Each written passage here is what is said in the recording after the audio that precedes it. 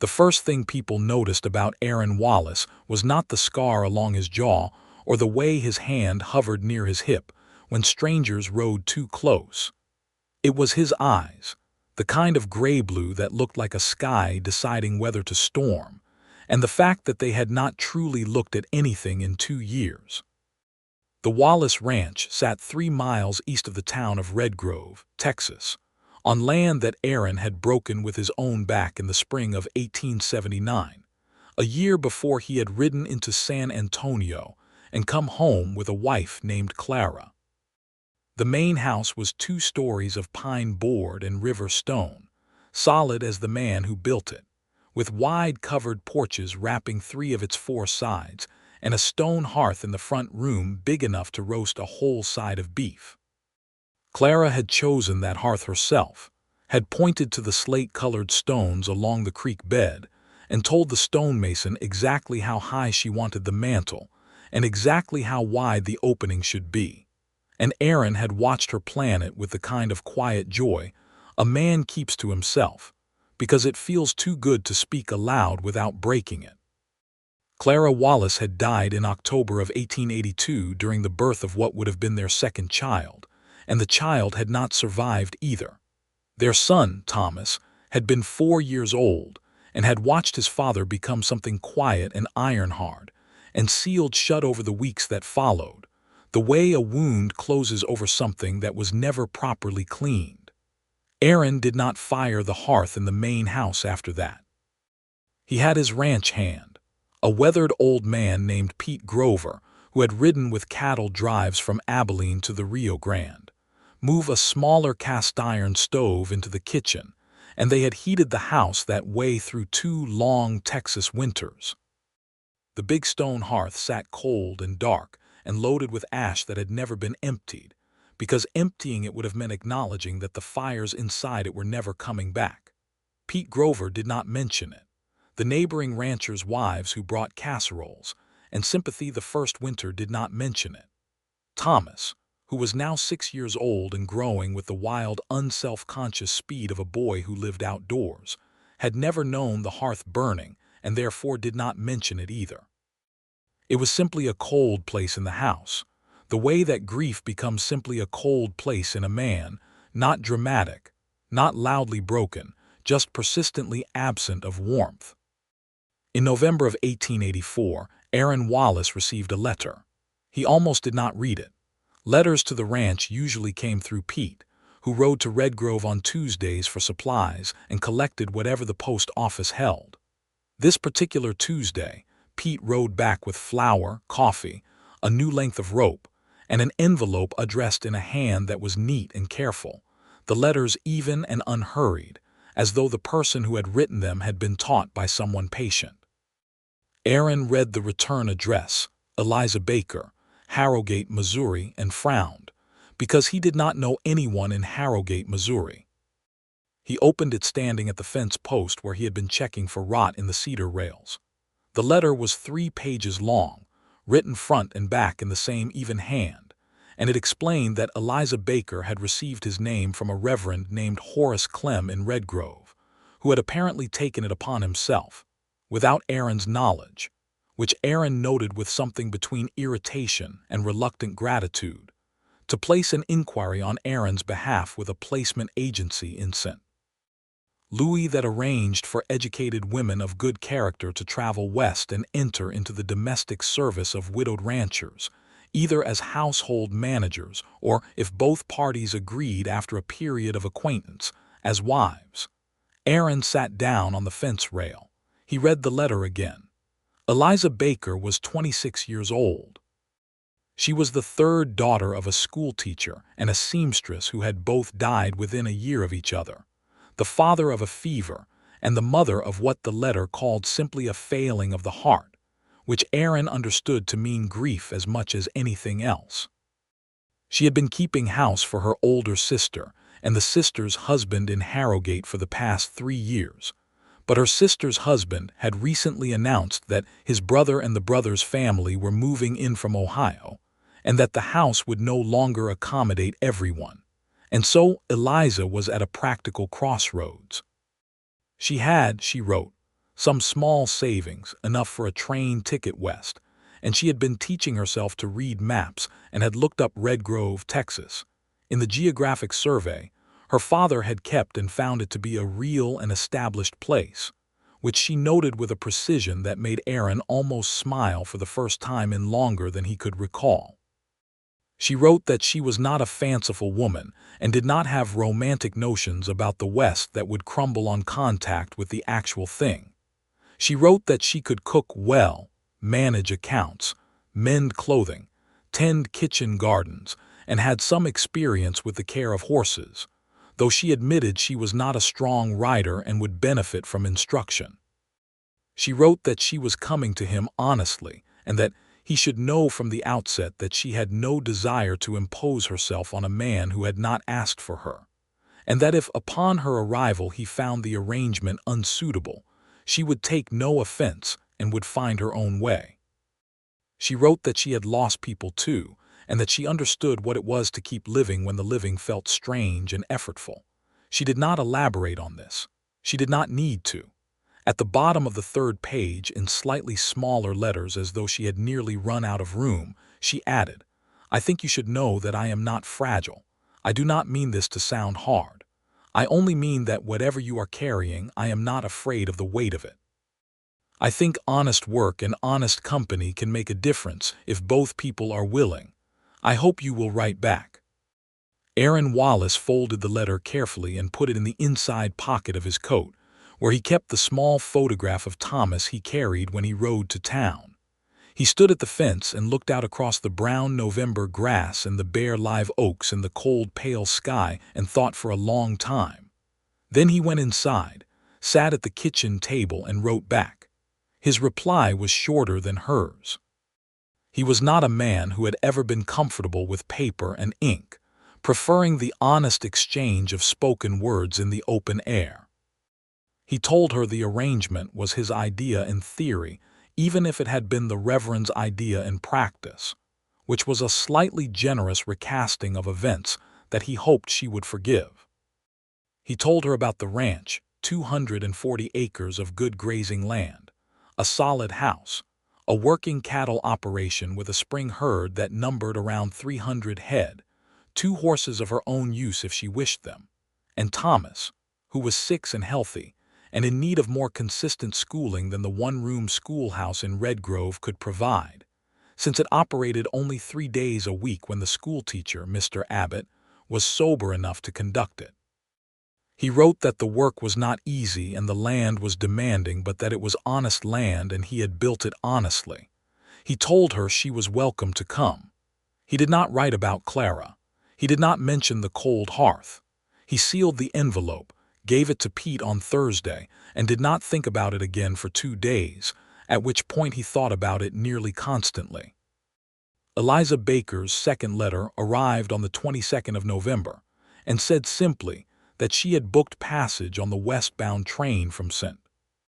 Louis and would arrive in Red Grove on the 15th of December, assuming no delays, and that she would be carrying a brown leather traveling case and wearing a green coat so that she could be identified easily. Aaron read this and set it on the kitchen table and looked at it for a moment. Then he went and found Thomas, who was in the barn attempting to teach Pete's old hound dog to shake hands, and crouched down to the boy's level and said, "We are going to have someone come and stay with us." Thomas looked up from the uncooperative hound. "Who?" "A woman named Miss Baker," Aaron said. "She is going to help manage the house." Thomas regarded this information with the deep seriousness of a 6-year-old absorbing a fundamental change. "Does she know how to make corn bread?" "I expect she does." "Better than Pete?" "I believe most people make corn bread better than Pete." Thomas considered this and then nodded, apparently satisfied, and returned to the hound dog. Aaron stood and looked at the barn rafters and the thin slant of November light through the gaps in the boards, and felt something shift in his chest, small and tentative, like a door that had been long closed and had just moved half an inch in a draft. The days between the 22nd and the 15th of December were occupied with work, as days on a working cattle ranch always were, But Aaron found himself doing something he had not done in 2 years. He walked through the rooms of the main house with the eyes of a man who had someone coming.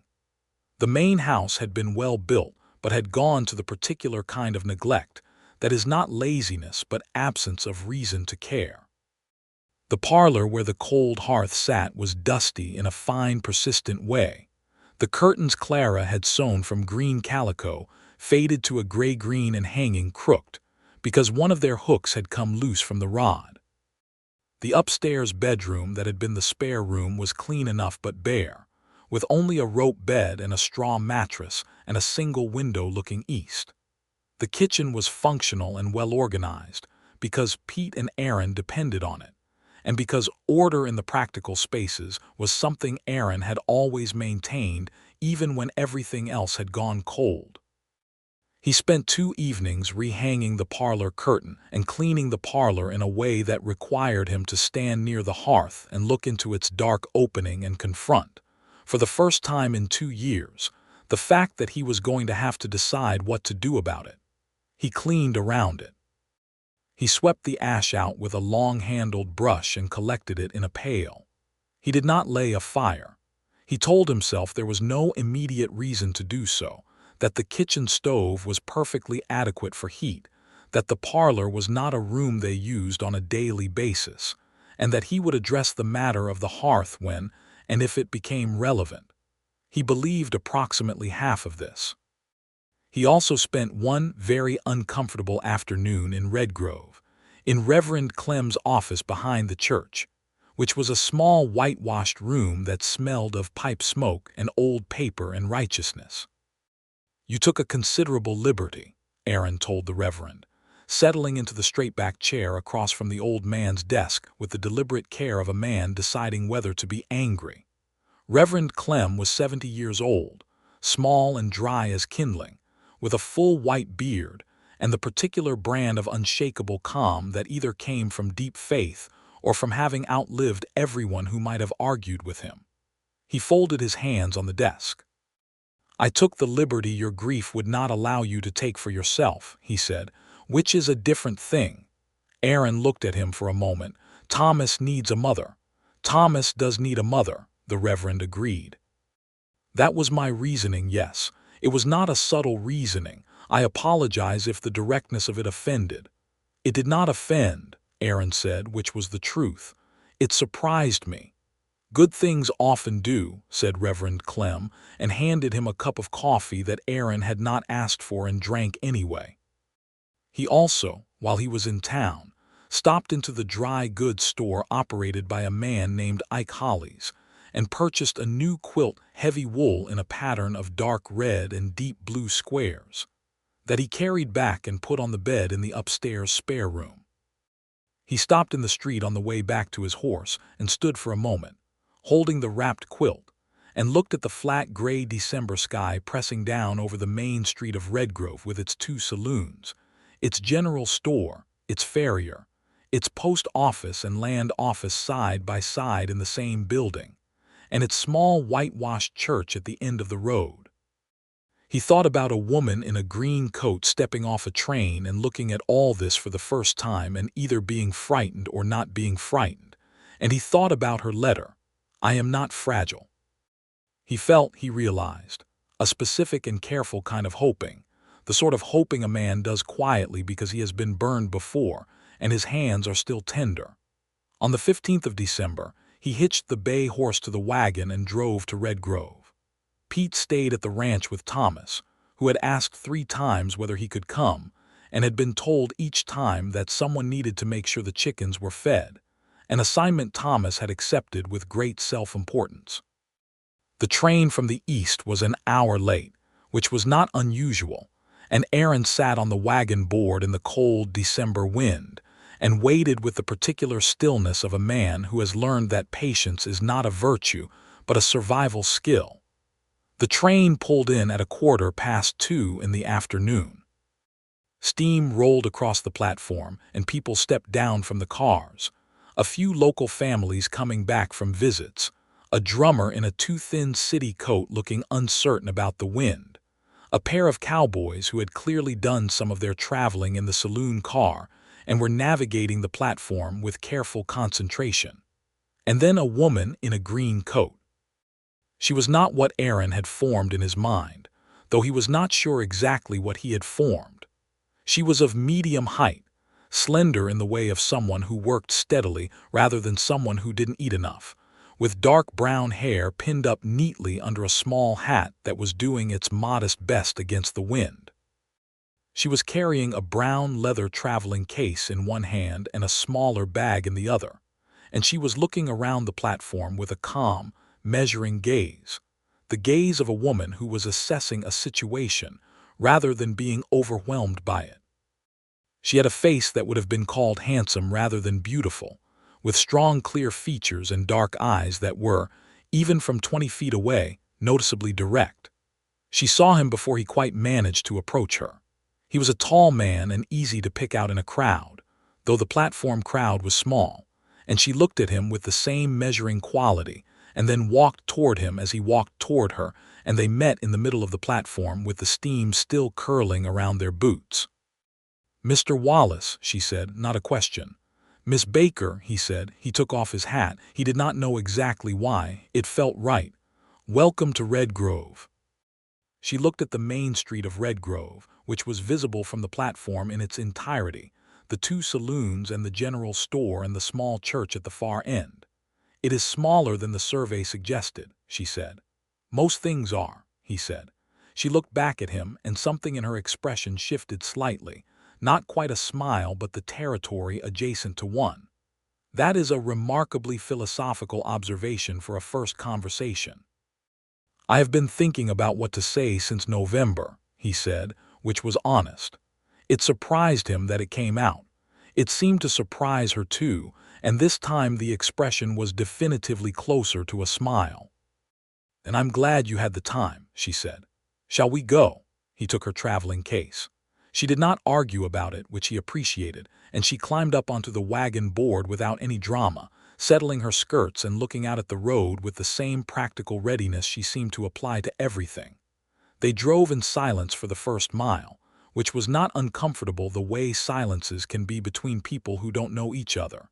It was the silence of two people who were both paying attention.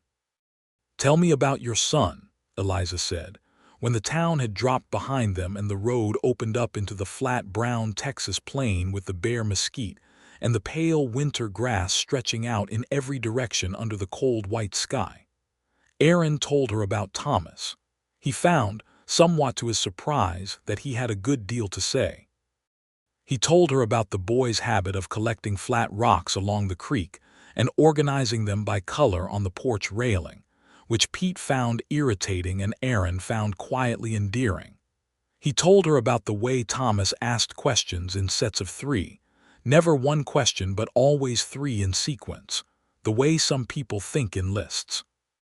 He told her the boy could already ride his own small horse, a gray pony named Pepper, and could identify most of the cattle in the spring herd by sight, and had given a significant number of them names despite Aaron's repeated insistence that named cattle were a practical problem come market season.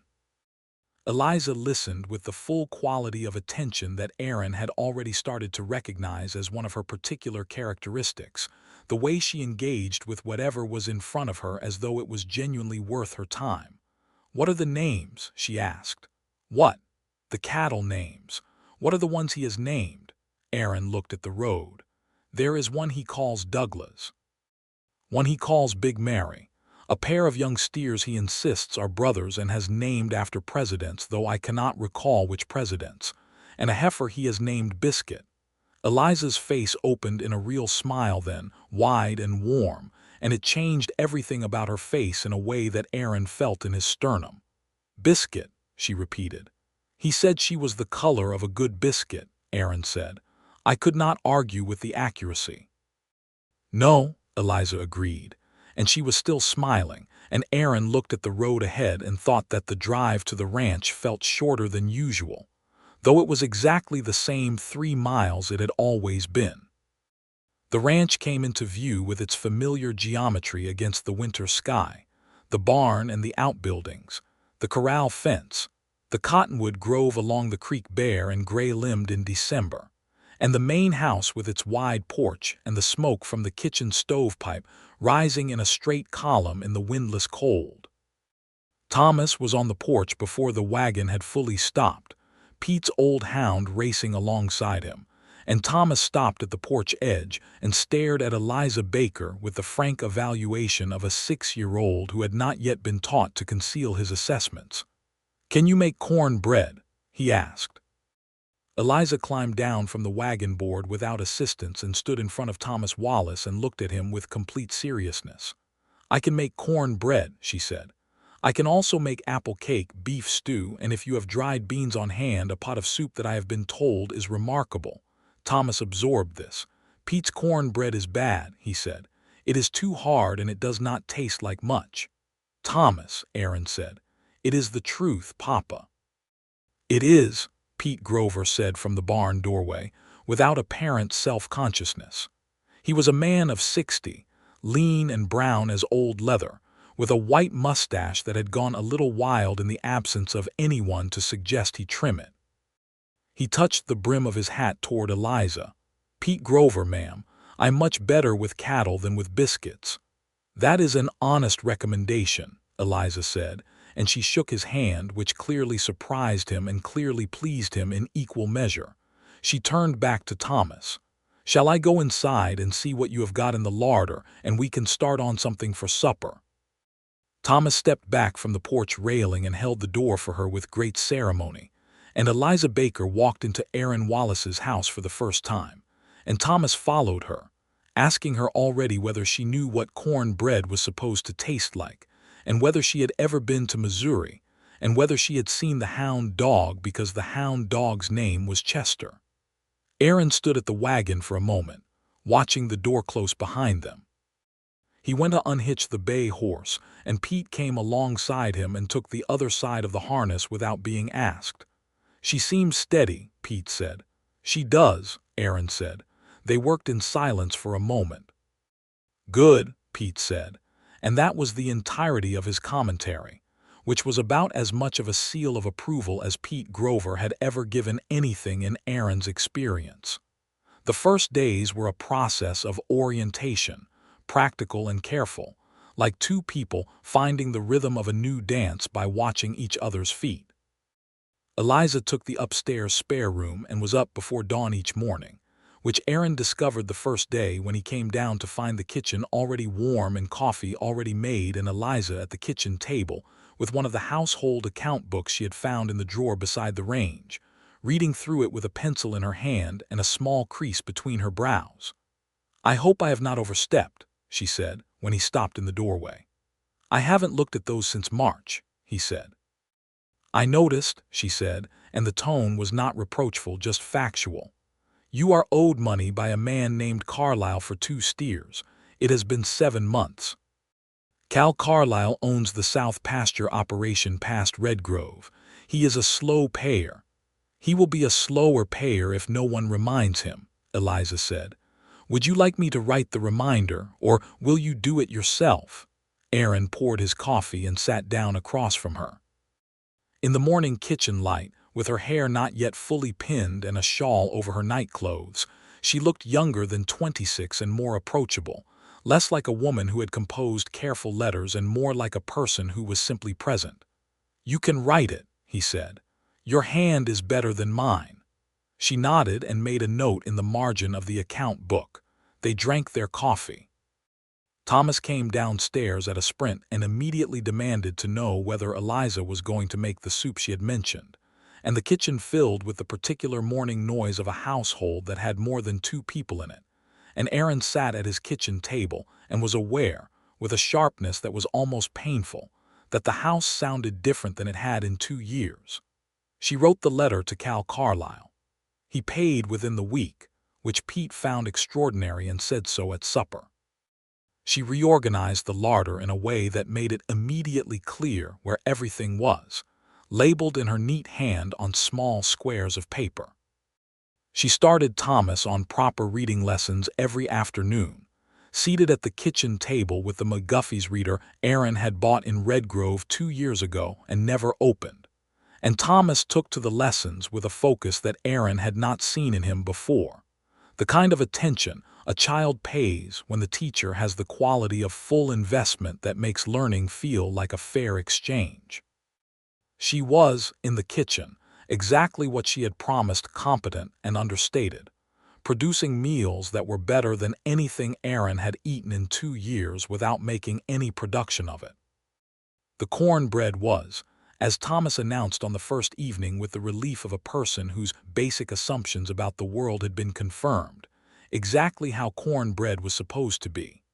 What Aaron noticed, more than the practical competence, was the way she moved through the house with a kind of respect for it, as though she understood that it had a history she had not been part of and was not trying to overwrite it. She did not rearrange things arbitrarily. She did not assert herself in the spaces where she had not been invited. But she was present, fully and warmly present, in the ways that mattered: at the table, in the kitchen, in the afternoon lessons with Thomas, on the porch in the evenings when the cold settled in, and she would wrap herself in the wool shawl and look out at the winter stars with the same quality of attentive stillness that Aaron was coming to recognize as her natural register. They talked in the evenings, after Thomas was in bed. At first it was practical talk: the ranch, the accounts, the plans for the spring herd, the state of the pasture fences, the question of whether the corral gate needed replacing. But the practical talk had a habit of opening into other kinds of talk. The way a door left ajar will gradually swing wider with the wind. She told him about her father's schoolroom in Harrogate, the rows of desks he had built himself, and the maps he had pinned to the walls. The way he had believed with absolute conviction that the purpose of education was not the accumulation of facts, but the development of the habit of asking questions. She told him about her mother's seamstress work, the way her mother's hands had been perpetually marked with small needle punctures, and how as a child she had thought of them as a kind of alphabet, a record of every careful thing her mother had ever made. Aaron listened and found that the listening was not effortful, which was unusual. He was not, generally, a man for whom other people's histories came easily. He had been private about his own, and inclined to extend the same privacy to others as a courtesy. But Eliza told her stories without performance, without the need to be responded to in any particular way. And the stories themselves were interesting in the way that the history of a person who has paid careful attention to their own life is always interesting. He told her in return about growing up in East Texas in a family that had worked cattle since before the war, about learning to rope at 7 and to drive cattle at 12, and about the particular quality of freedom he had felt the first time he had ridden alone across open land, and understood that the horizon was something you could actually move toward. He told her about finding this land, the 240 acres east of Redgrove, and the way it had looked to him the first time, the live oaks and the creek, and the way the land rolled just enough to give you a view from the high ground without being broken enough to be difficult. He told her he had built the main house himself with the help of 3 men from town over one long summer, and that he had known when the walls were going up that he would spend his life here. He did not yet tell her about Clara. He was not ready, and she did not ask, and in the particular delicacy of those first weeks, they moved around that absence the way you move around a piece of furniture in the dark carefully, aware of where it is, not ready yet to bring a lamp to it. Christmas came to the Wallace ranch in a way it had not come in 2 years. Eliza made a wreath of dried juniper and cedar berries for the front door, a project Thomas assisted with at great length and with much personal opinion about where each berry should go. She made a Christmas pudding from a recipe she had carried in her memory from her mother's kitchen, and she hung a string of dried orange peel along the kitchen window, and the house smelled different, warm and botanical and alive, in a way that Aaron had not let himself miss until the smell was there again, and his body recognized it and responded. On Christmas morning, he gave Thomas a new folding knife with a bone handle, which the boy received with the speechless reverence appropriate to a 6-year-old receiving his first real knife. He gave Eliza a package he had wrapped himself in brown paper which came out lumpier than he had intended, and when she unwrapped it, she found a pair of good leather riding gloves, fine and well-fitted, from the saddler in Red Grove. She looked at them and then looked at him and said, "They are beautiful. Thank you." "You said you wanted to learn to ride better," he said. "You will need good gloves." "I did say that," she said, and there was something in her voice that was soft in a way her voice was not always soft, and she held the gloves for a moment with both hands before folding them carefully back into the brown paper. She had made him a shirt. This revealed itself when he opened his own package, dark blue wool flannel, cut for a man of his exact dimensions, which meant she had been paying attention to his measurements in a way that would have felt like an intrusion from anyone else, but from her felt like consideration, the same quality of careful attention she applied to everything. The stitching was perfect.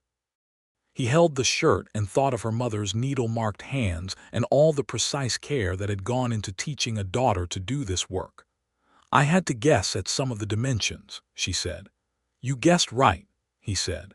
They looked at each other across Thomas's head as the boy investigated the blade of his new knife with methodical thoroughness.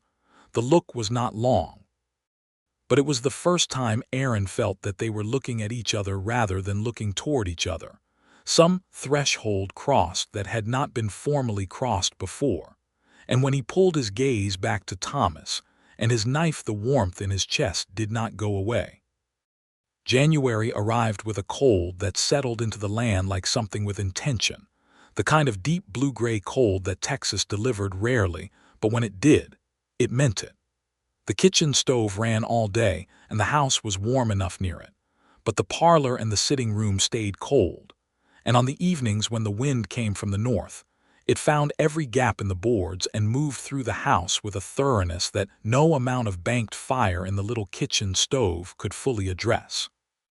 Aaron spent 2 evenings weather-stripping the parlor door and adding a second layer of cotton batting inside the window frames.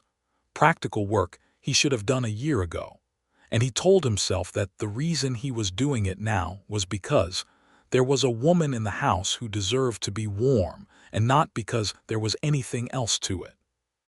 One evening in mid-January, Eliza came to find him in the parlor where he was checking the window batting, and she stood for a moment in the doorway, looking at the room, and he could see her gaze move to the hearth the way a person's gaze moves to the most significant thing in a space.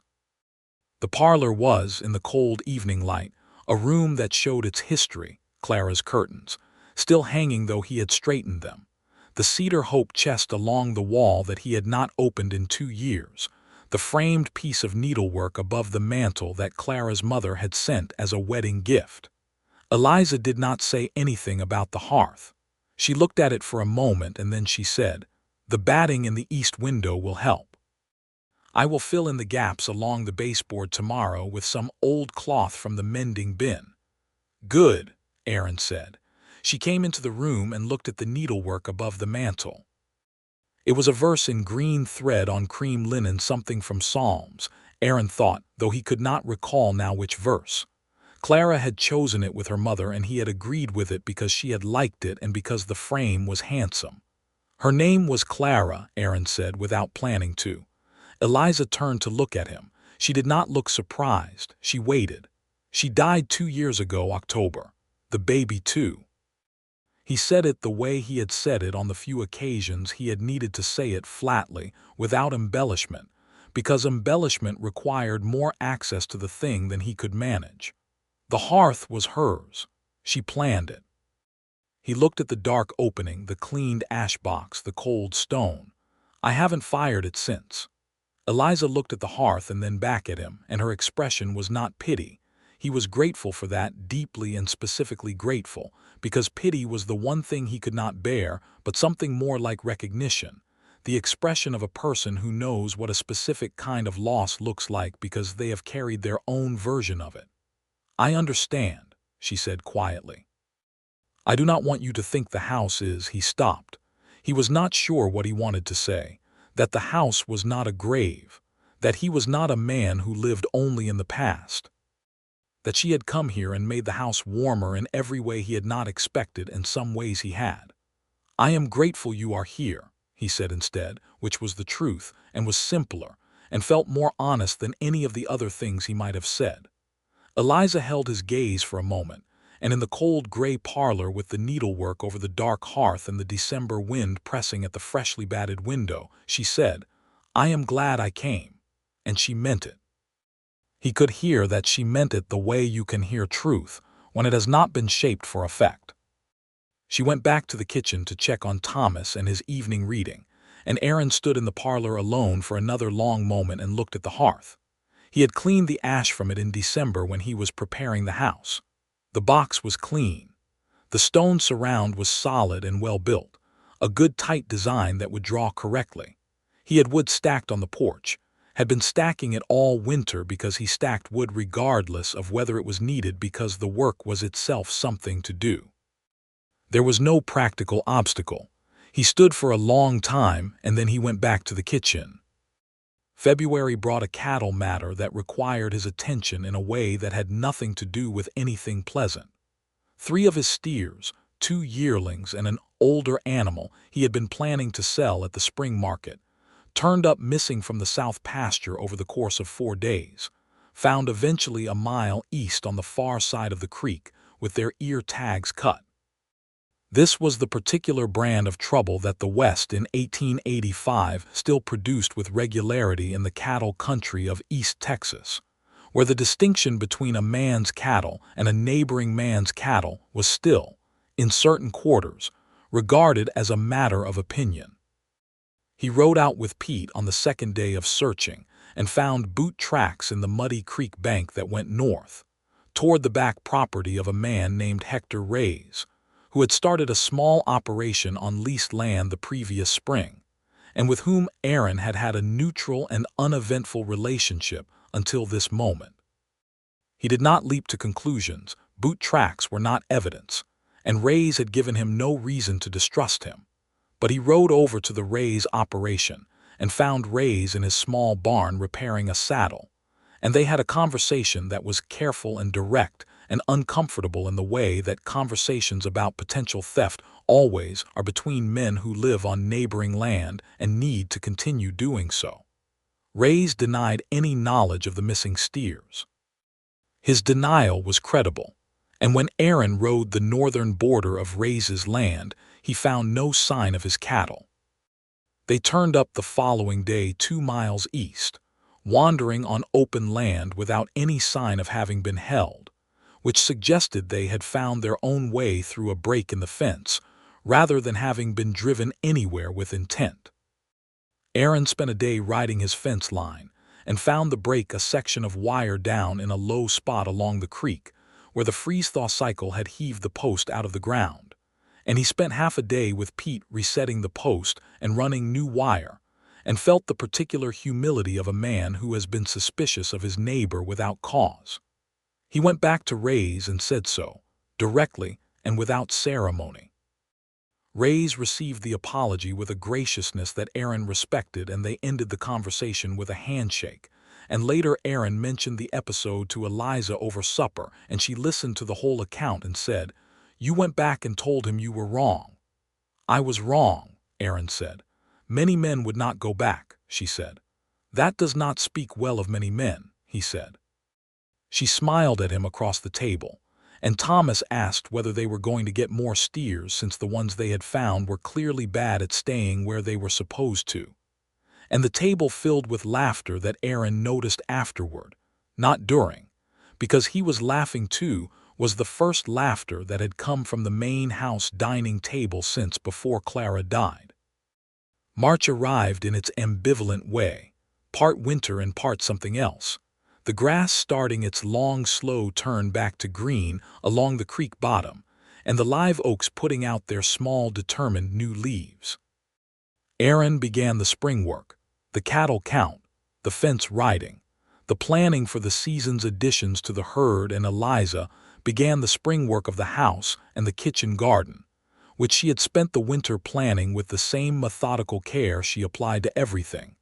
The household accounts book filling with her handwriting in the new section she had started for garden expenses and plans. She was also teaching Thomas to read properly by now, beyond the simple sentences of the McGuffey's reader, and had moved him to a geography book she had brought in her traveling case from Harrogate, along with a worn copy of Dickens's Great Expectations that she read to him in pieces each evening, adapting the more difficult passages with an ease that told Aaron she had probably done this kind of reading aloud before, perhaps for her own parents, perhaps for her sister's children. Thomas was fascinated by the story in a way that Aaron found charming, particularly by the character of the blacksmith, whom Thomas had strong opinions about and wanted to discuss at length. One afternoon in mid-March, Eliza asked Aaron to teach her to ride better. He had not forgotten the riding gloves he had given her at Christmas, and she had worn them on the few occasions she had ridden out on the smaller of the two horses he had told her were for her use. A gentle brown mare named Ida that Pete had trained for trail work, and who had a cooperative disposition that made her well suited for a rider still building confidence. But Eliza had been limited in her riding to the yard and the immediate area of the ranch, and she had told him she wanted to be able to ride the ranch's roads without an escort, practically, and without fuss.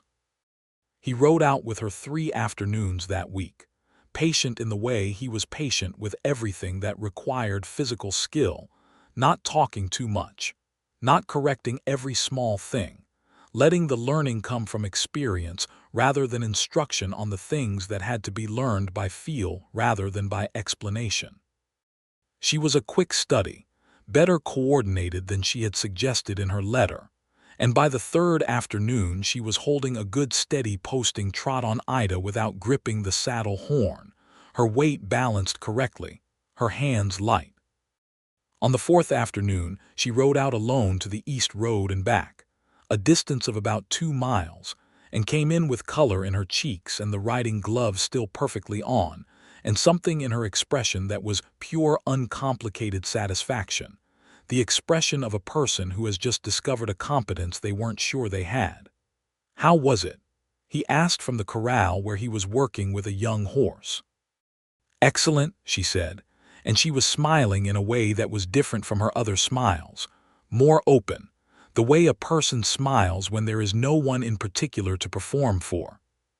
She slid down from Ida and walked the mare to the water trough and stroked the horse's neck, and Aaron watched her from the corral and felt the specific ache of a man who is aware that he is watching something he wants to be closer to. He let himself sit with this awareness for a few days the way he let himself sit with difficult things generally, examining it carefully and without sentiment, as if it were a piece of ranch equipment he was assessing for soundness. He was aware that the situation had a particular quality of delicacy. Eliza Baker had come to this ranch under an arrangement that was professional in nature, or at least had the form of a professional arrangement, and she had been nothing but proper and honest in her conduct, and he had no reason to believe she had any other expectations.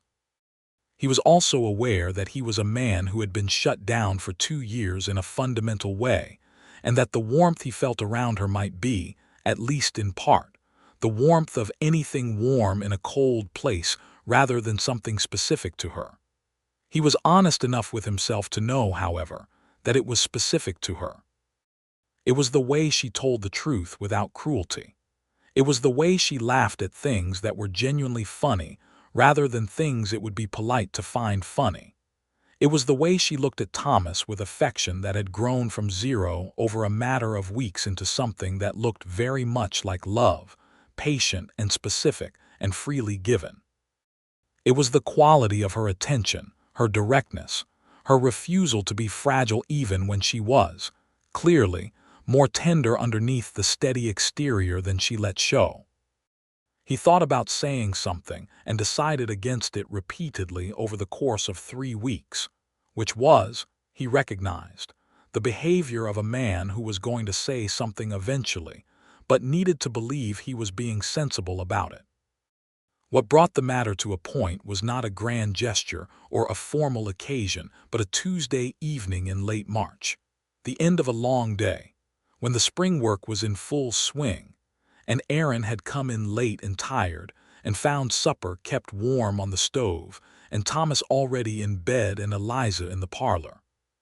She had lit a lamp and was mending one of Thomas's shirts where the sleeve seam had gone, and Aaron stopped in the doorway and looked at her in the lamplight in the parlor that had been cold and unused for 2 years, and something resolved in him, not explosively but quietly and finally, like a knot worked loose. He crossed the parlor and opened the firewood box on the hearth surround, which she had filled with split cedar in January without comment.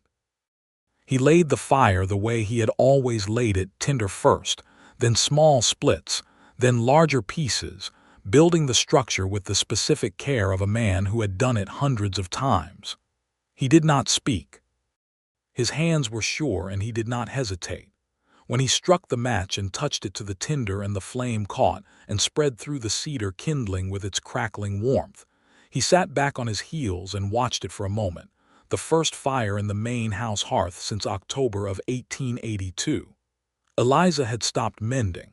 He could feel her watching him without looking at her.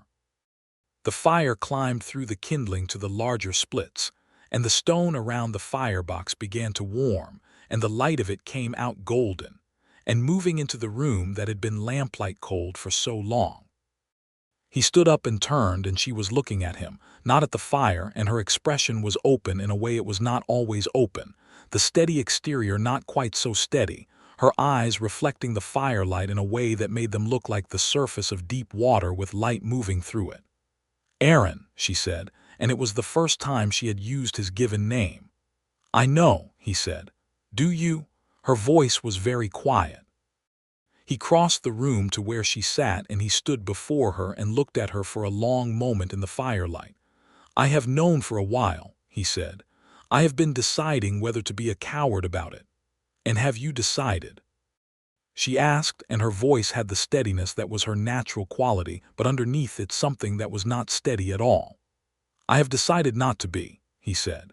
He reached out and took her hand, her right hand, still holding the half-mended shirt, and she set the shirt aside and turned her hand in his so that her fingers could close around his fingers, and he felt the warmth of that through his whole body like the warmth of the fire coming into cold stone. He said, "I did not expect you. I did not know I was waiting for anyone. But I think you are the most honest and decent and remarkable person I have encountered in my life, and I would like, if you would allow it, to ask you whether this arrangement of ours might become something else." She looked at him for a long time. The fire spoke behind him, cedar popping and settling, and the room was warm in a way it had not been in 2 years. "When I wrote to you in November," she said slowly, "I told myself it was a practical matter. That I needed a place, and the placement agency had your name, and the terms were reasonable, and the Reverend's recommendation was sound." She looked down at their joined hands and then back up at him. "I told myself all of that very firmly, all the way from Missouri to Texas, for the entire length of the train journey. And," he asked, "and by the time I saw you on the platform I had stopped believing any of it," she said. "You took your hat off. You were careful with my luggage. You talked about your son with so much love in your voice that you could not hear it yourself, but I could." She turned her hand more fully into his and held it properly. "I have been hoping you were going to say something since January." Aaron looked at her. "January. At the least," she said, and the smile came back, the wide, warm one, the one that did something to his chest. He did not kiss her that evening. It was too soon for that, too new a thing to rush, and he was not by nature a man who rushed. But he sat beside her on the settle near the fire, and they talked until late, about things they had not yet talked about her parents and what she had loved about them, and what she had lost with them, about Clara in a way that Aaron managed for the first time without shutting down, telling Eliza something about who Clara had been and what she had brought to the world.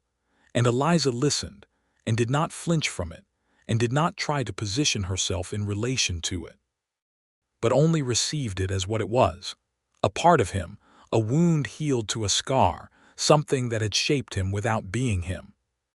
She told him about a man in Harrogate she had come close to marrying 3 years ago, before her parents died, a respectable man she had respected but not loved, and about the relief she had felt when his family had moved east and the matter had resolved itself without requiring her to choose between practicality and her own heart. "I have never been willing to marry for practicality alone," she said. "I would not want you to," he said. "I know," she said. "That is why I am here." The fire burned down toward coals before they noticed the time, and when Eliza went upstairs and Aaron banked the fire and checked the parlor before going to bed himself, he stood for a moment in the warm room with its cedar smell and its glowing coals, and looked at the hearth that Clara had designed with such care, and that he had left cold for 2 years, and he felt not guilt, because Clara had been a woman who loved life and had loved him and would not have wanted the cold, but something more like a private acknowledgement, a word with something he had been carrying for 2 years, a gesture of letting something rest. He went to bed and slept better than he had in months. Spring on the Wallace ranch that year was different from the springs that had preceded it. The work was the same, the calving, the branding, the fence riding, the preparations for the summer grazing rotation, but there was a shape to the days that the previous springs had lacked. Eliza was part of that shape, not in a way that required remarking on, but in the way that the presence of any essential element becomes part of the natural order of a place. Her early mornings with the accounts and the coffee, her afternoons with Thomas and his lessons, the kitchen garden going in along the south side of the house in April with her neat rows of beans and squash and onions and herbs, the evenings in the parlor with the hearth fire that Aaron now lit without thinking about it, automatically, the way you light a fire in a room you live in. There was between them, that spring, the particular quality of something building. It was in the way they talked, more freely, more personally, the way two people talk when the protective formality has dropped.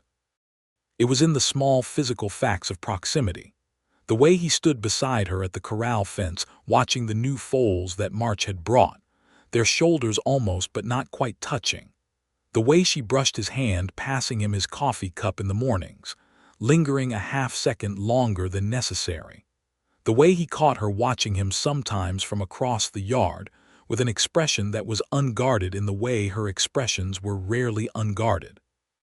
In April he kissed her for the first time, standing on the porch in the early morning before Thomas was up, both of them watching a thunderstorm come across the plain from the west, with the particular beauty of Texas weather that was sometimes terrifying and sometimes simply magnificent.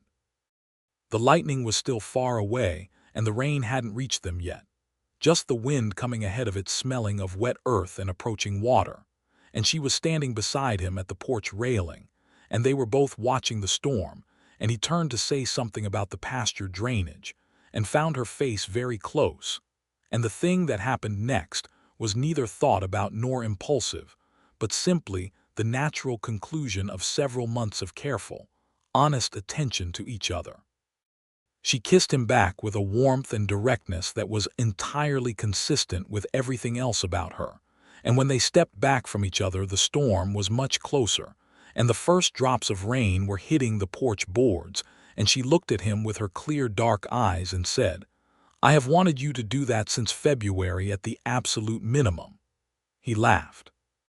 He had not laughed that freely since before Clara died, and the sensation of it was physical, a release of something long compressed, and she watched him laugh with the expression of a person who is very pleased with themselves, which she had every right to be. The rain hit the ranch in force a few minutes later, and they went inside and Aaron made breakfast for once, burning the eggs slightly, which Thomas commented on with the unsentimental honesty of a 6-going-on-7-year-old. And the kitchen was full of the sound of rain on the roof, and fire in the stove, and two people finding their way into the easiest morning they had each spent in a long time. Reverend Clem came out to the ranch in May, which was not unusual. He made pastoral calls throughout the Red Grove community on a rotating basis that he claimed was schedule-based, but which Aaron had always suspected was driven more by an interest in where good coffee was to be had. He sat on the porch with Aaron and Eliza and Thomas, drinking the good coffee, and he looked at the spring grass on the pasture, and the new leaves on the cottonwoods along the creek, and the kitchen garden coming up in its neat rows along the south wall. And then he looked at the two adults on the porch with the particular look of an old man who has seen a great many things, and is choosing not to comment on all of them. He chose to comment on one of them. "It seems to me," he said to no one in particular, looking at the pasture, "that you are both being very civilized about a matter that would benefit from becoming somewhat more official." "Reverend," Aaron said. "I am simply observing," said the Reverend, with magnificent serenity. Eliza was looking at the garden and he could not see her expression, but he could see the line of her back and the set of her shoulders, and the fact that she was not disagreeing with the Reverend. That evening, after Thomas was in bed and the fire was burning in the parlor hearth, and they were in the comfortable positions they had fallen into over the months, Aaron in the wood-backed chair with a leg stretched toward the fire, Eliza on the settle with her mending, Aaron set down the catalog he had been consulting about a new piece of equipment for the barn and said, without particular preamble, "The Reverend has a point." Eliza set down her mending and looked at him. "He usually does," she said. "He is deeply irritating that way." "I would like to marry you," Aaron said, "if you will have me." The fire moved between them, cedar and oak, warm and honest. Eliza looked at him for a moment with the full quality of her attention, the kind that had always made him feel seen rather than assessed. "I came to Texas in November because I needed a place," she said quietly, "and I stayed because of you, because of Thomas, because this land feels like the kind of land a person could grow a life in." She paused. "Yes, I will have you." He crossed the room to her and she stood and he held her, properly and fully.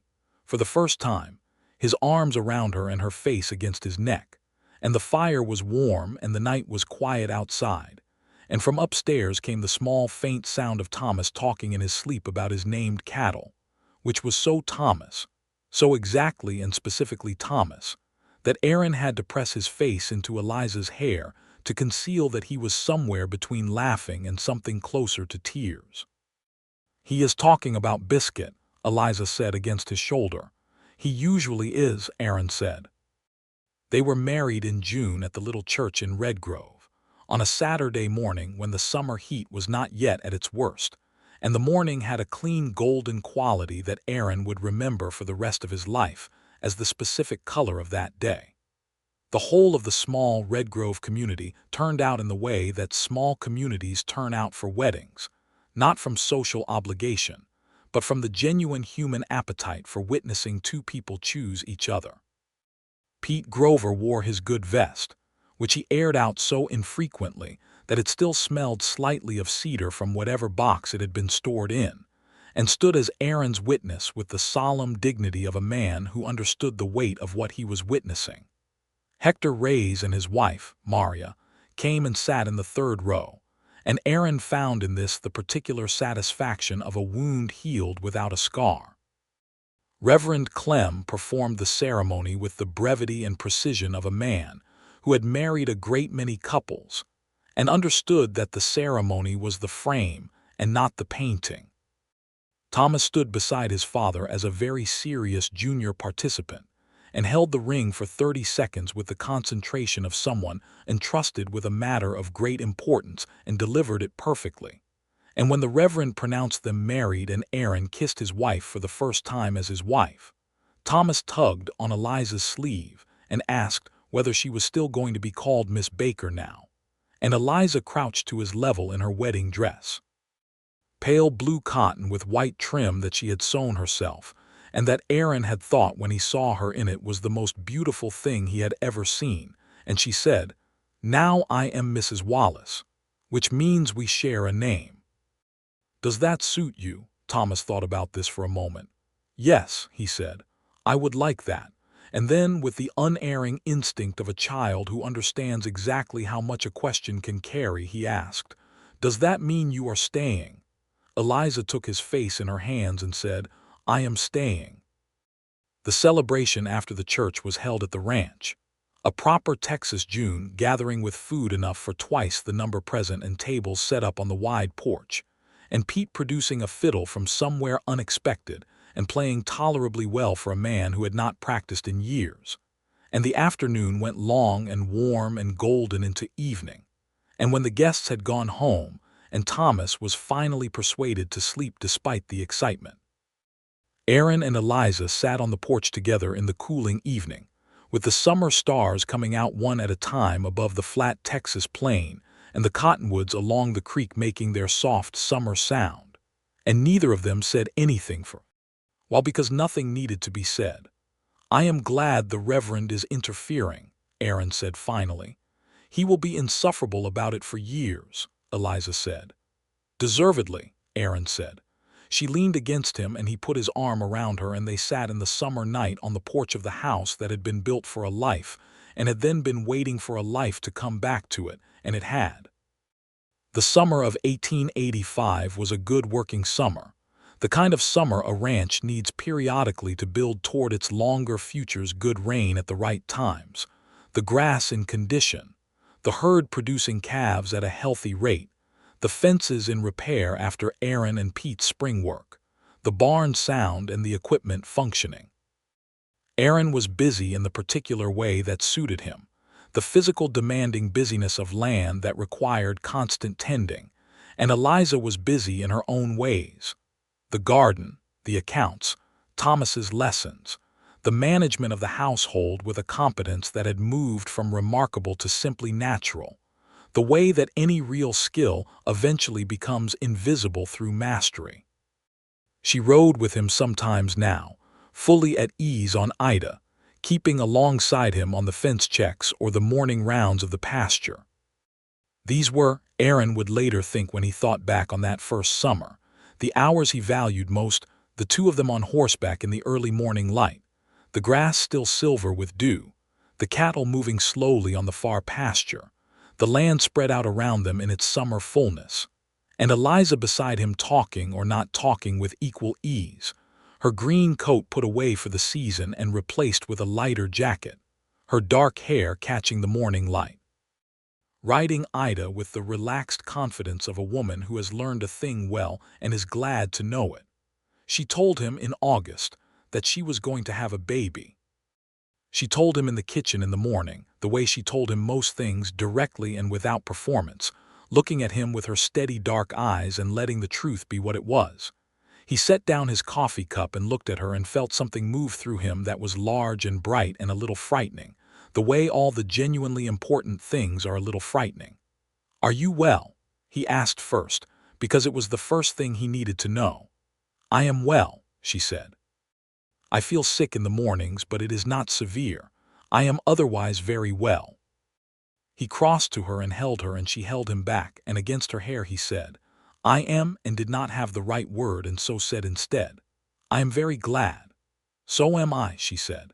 Thomas, informed at supper, asked a series of questions in his characteristic set of three, whether the baby would be a boy or a girl unknown, whether it would be able to ride a horse eventually, and whether he would be required to share his room. No, the spare room would be prepared. Having received satisfactory answers to all three, he announced that if it was a boy he should be named after a president, which Eliza noted with the expression of a woman who had been reading Great Expectations, aloud to a 6-year-old for months, and had learned to absorb ambitious suggestions with equanimity. Pete was informed the following morning at the barn, and received the news with the expression of a man who had not had family of his own and who was, Aaron understood, absorbing the fact that the family he had attached himself to as a loyal and permanent fixture was growing. He said, "That is good news," and then turned back to the horse he was brushing, and the tone of those 3 words carried everything his reticence could not. The autumn of 1885 was warm and golden, the best kind of Texas autumn, and Eliza's pregnancy was straightforward and uncomplicated in a physical sense, though Aaron was aware of the particular quality of fear that accompanied it, the fear of a man who had lost a wife in childbed and who understood in his body as well as his mind, exactly how wrong these things could go. He managed this fear in the way he managed most difficult things, by being practical, by ensuring that the town's doctor, a competent young man named Dr.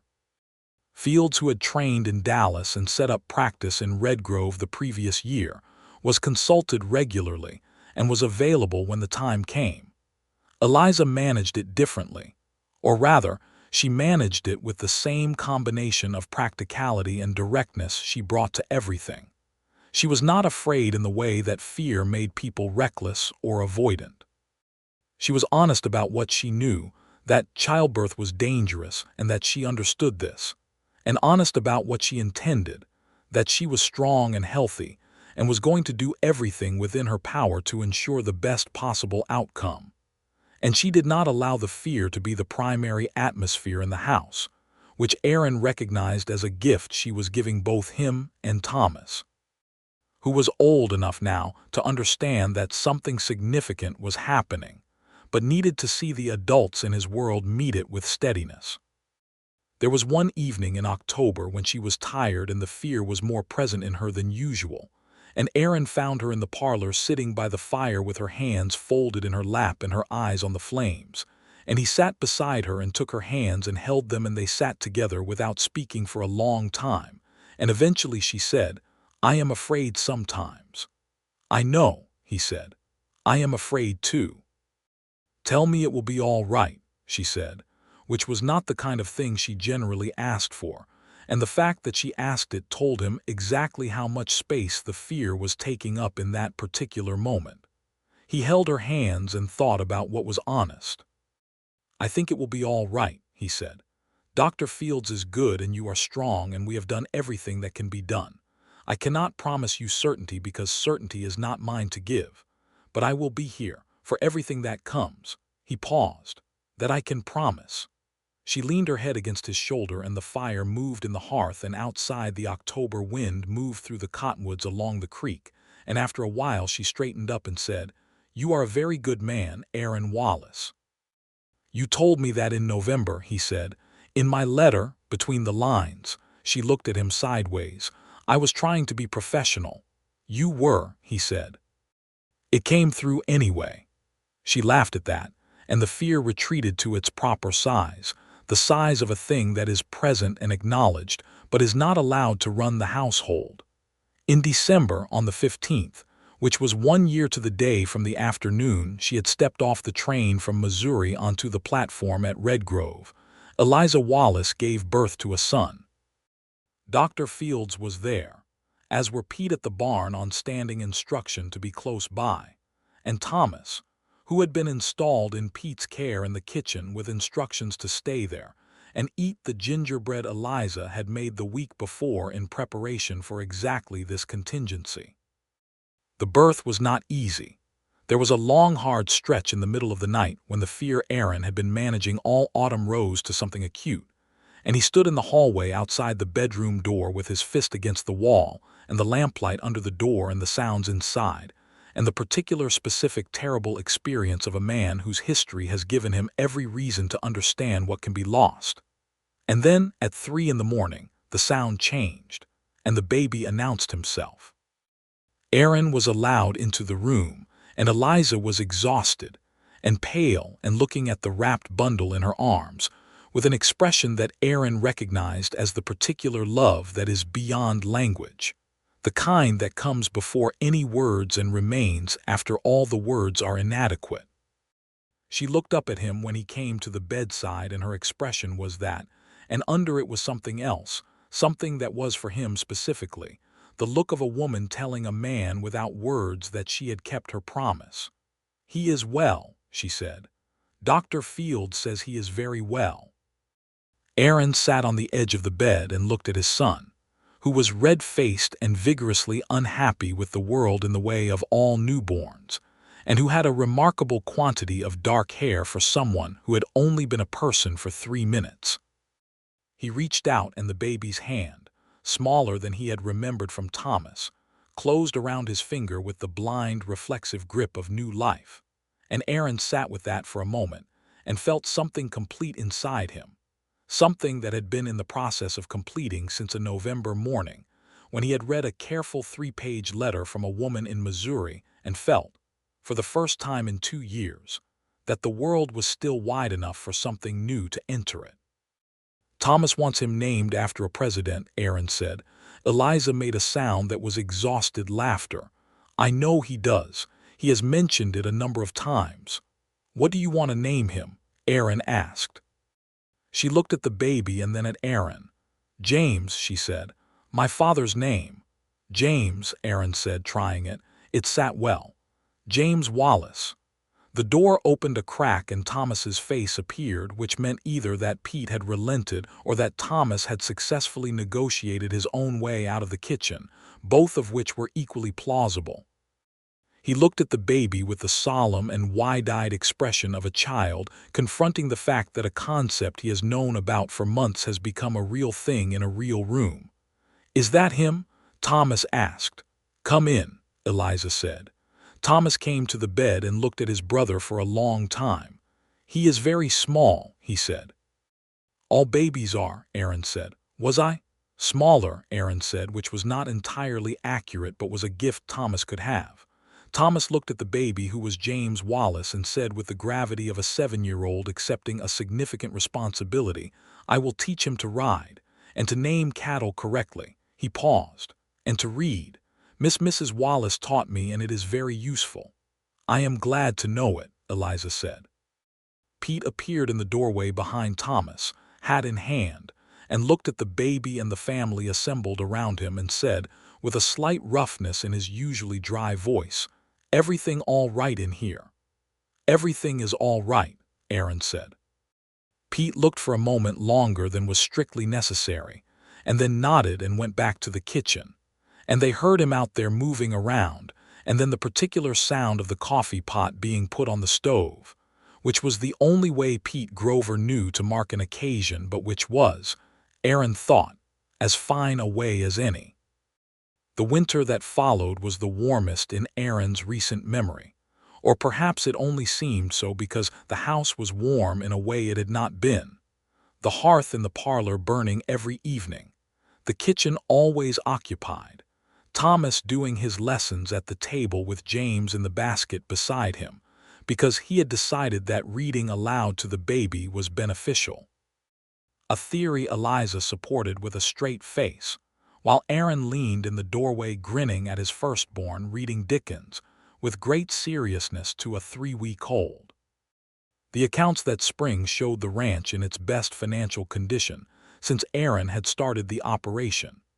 Eliza's methodical attention to the books had closed several long-standing outstanding payments, organized the seasonal expenses in a way that allowed for better planning, and identified 2 unnecessary supply contracts that could be renegotiated. Cal Carlisle, who had paid his debt in December, had placed a new order for spring stock and was now paying reliably and on time, apparently having drawn the correct lesson from Eliza's first letter to him the previous year. Aaron reviewed the accounts with her in the evenings and found himself genuinely interested in the financial picture of the operation in a way he had not been before her arrival, because she made the numbers into a story with a clear logic, and the logic was interesting once you could see it. Hector Reyes had continued to be a good neighbor through the winter, and in February he and Maria came to see the baby and brought tamales that were, everyone at the table agreed without reservation, exceptional.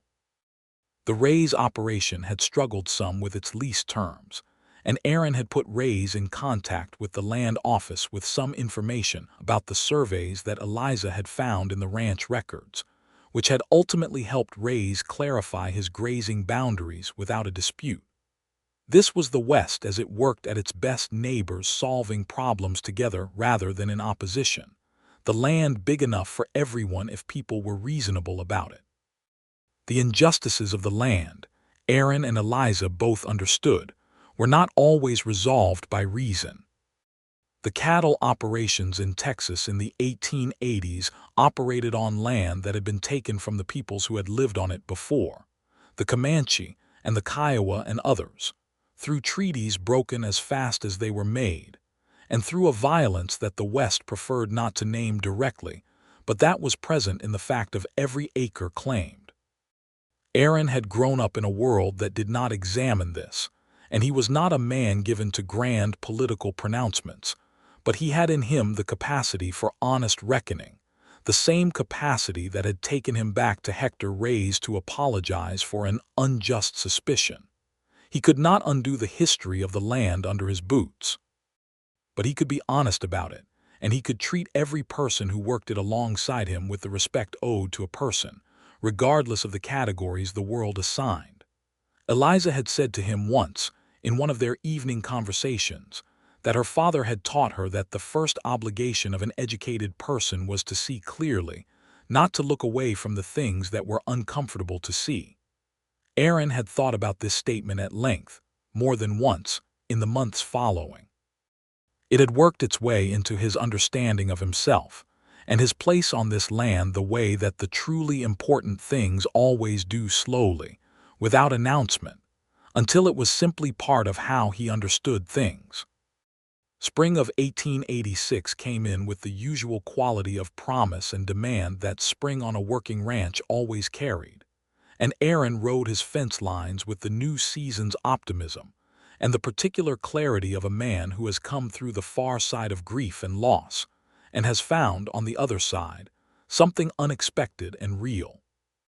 The grass was green along the creek, and the live oaks were in new leaf, and the kitchen garden was going in again along the south wall, this time with Thomas as a serious assistant planting beans in rows that were only approximately as straight as Eliza's, which she praised regardless. James, at 5 months, had begun to discover the use of his voice in ways that Thomas found either wonderful or irritating depending on the day, and Pete had taken to carrying the baby around the yard on slow afternoon circuits in a way that Aaron suspected was more for Pete's benefit than the baby's, though neither Pete nor the baby seemed to object to the arrangement. The baby had dark hair that lightened slightly as the spring progressed, and Eliza's dark eyes, and a disposition that was, thus far, sunny and interested in everything, which Aaron took as evidence of his mother's temperament. He found Eliza in the garden on a morning in April, kneeling in the fresh-turned earth with her hands in the soil and James asleep in the basket she had placed in the shade of the porch wall and Thomas at school in Redgrove for the day, and he crouched beside her in the garden row and watched her hands work and thought, with the fullness of a man who has learned to recognize what full is. That this was the shape of everything he had wanted when he had first come to this land and stood on the high ground and looked out at the horizon and understood that the horizon was something you could actually move toward. "You have mud on your face," he said. She touched her cheek and transferred more mud to it, which she did not seem concerned about. "Tell me something useful." "The fence on the south line is in good condition," he said. "No breaks this spring. The calving count is up from last year." "Those are useful things," she said, and she was smiling at the bean she was planting. "Also," he said, "I have never been happier in my life." She looked up at him, her hands still in the earth, mud on her cheek, the morning sun on her face, and her expression was simply open and clear, the way it was when she was most fully herself. No performance and no protection, just Eliza, complete and direct and real. "Neither have I," she said. He kissed her in the garden with the mud and the spring sunlight and James sleeping in the basket, and the creek running clear through the cottonwoods, and the Wallace ranch lay around them in its fullness, working and alive, and exactly what a piece of land becomes when the people who care for it are caring for each other at the same time. Pete Grover retired his active ranch duties that summer. His hips had been troubling him for a year, and he could no longer comfortably ride the long days that the cattle work required, and Aaron built him a small room off the south side of the barn with a window that looked toward the creek, a comfortable bed, a small stove, and a rocking chair on the little porch. And Pete accepted this with the dignity of a man who had never accepted charity in his life, and was clear in his own mind that this was not charity but belonging, which was a different thing entirely. He continued to do what he could manage, which was considerable, and Thomas and James grew up running to Pete's little porch for stories in the afternoons, which Pete produced from some internal reserve that surprised everyone including Pete. The year turned toward 1887, and the Wallace Ranch prospered in the ways that honest work and good management and two people in genuine partnership can make a ranch prosper. Eliza had taken on a small correspondence school program for Thomas by the time he was 8, supplementing the Red Grove schoolhouse with materials ordered from a publisher in St. Louis, and Thomas was reading and doing sums at a level well above his age, which he took as entirely natural because he had never known an alternative. He still named the cattle, a habit no one had managed to break, and the ranch by 1887 had a bull named Hamilton and a heifer named Cornelia, and a pair of young steers whose names Thomas had borrowed from the Dickens stories Eliza continued to read aloud, which meant there were 2 animals named Pip and Herbert wandering the south pasture in apparent contentment. James took his first steps in the spring of 1887 on the kitchen floor, heading with great determination toward the breakfast table, and the whole household interrupted what it was doing to watch this, Pete having been fetched from his porch on Thomas's urgent authority, and arriving just in time to see the baby stagger 4 successful steps before sitting down hard and looking surprised at himself. James regarded the circle of adults and his brother watching him, and then got up and did it again with the expression of a person who has just discovered something genuinely useful. Eliza wrote in her November account of that month, beside the household expenses for lumber and seed and dry goods, and the new bolt of wool flannel she had ordered from Red Grove, a small entry in the margin of the ledger that Aaron found years later and understood to have been written on the 15th, the anniversary of her arrival. 3 years ago I stepped off a train into a cold Texas wind, and a man took off his hat for me. I have been warm ever since.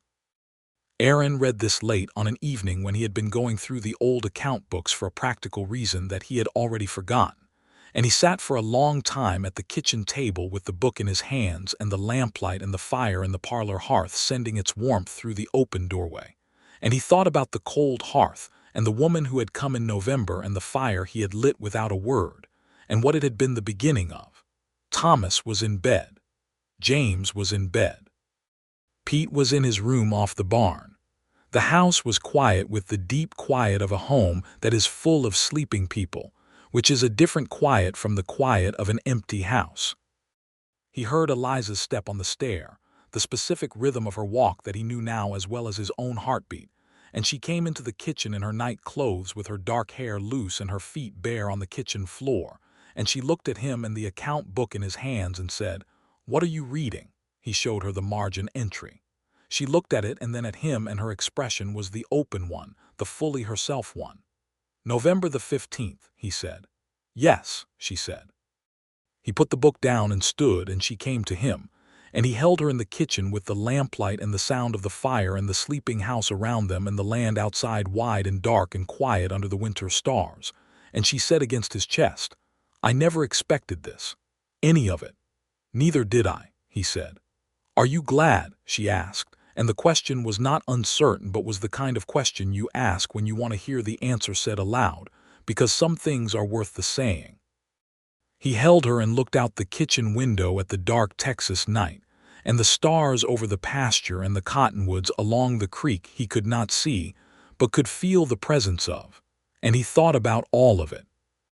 The land and the house and the stone hearth and the 2 boys upstairs and Pete in his room, and the morning coffee and the garden in the spring, and the riding out together in the early light, and the 20 years of good work and good life that lay ahead of them on this land if they were fortunate and careful and honest with each other, which they would be.